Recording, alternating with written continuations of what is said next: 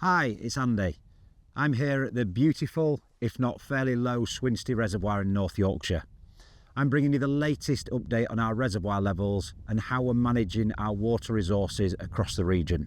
We've had some mixed weather over the last week, particularly with the warm, dry start to the week and really hot temperatures that we saw coming into the weekend.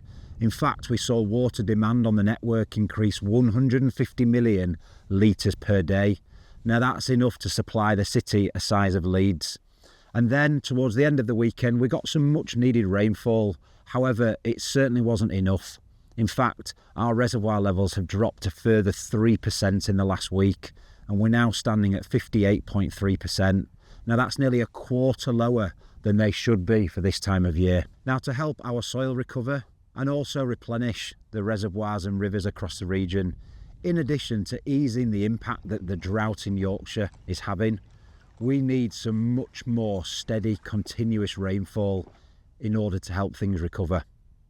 If we don't get that, there is a chance and possibility that we may need to implement temporary usage bans. Now, we are working incredibly hard to avoid this, and that's why we're continuing our focus on reducing leakage across the region. We've recruited an additional 100 leakage resources that are out there on the network 24/7, finding and fixing leaks. In fact, we're also continuing our huge investment programme, which is looking to replace our clean water mains across the region. In fact, we are looking to replace more mains this year than we have done for the whole of the last 5 years.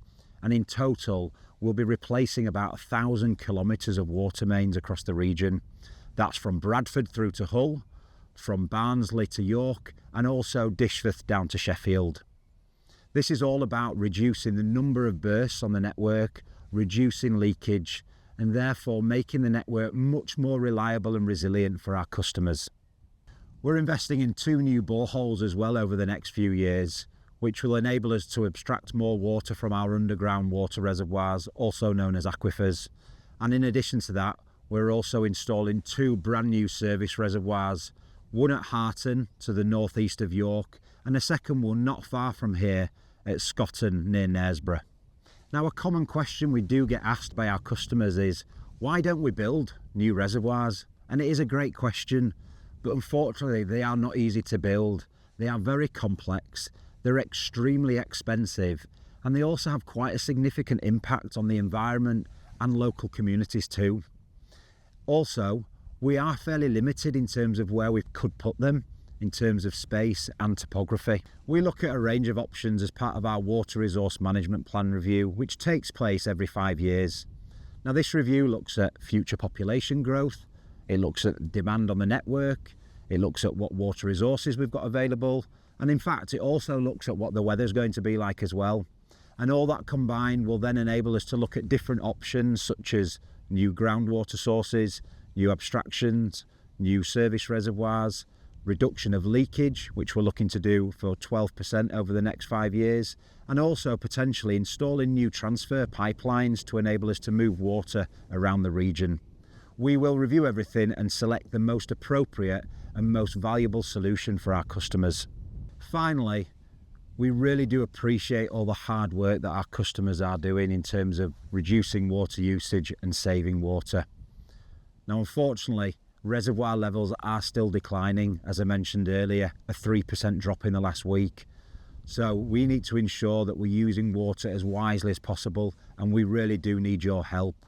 Just little things like turning off the tap whilst brushing your teeth, replacing your hose pipe with a watering can. In fact, a hose pipe can use over 1,000 litres of water every hour, which is more than a family of 4 will use over a number of days.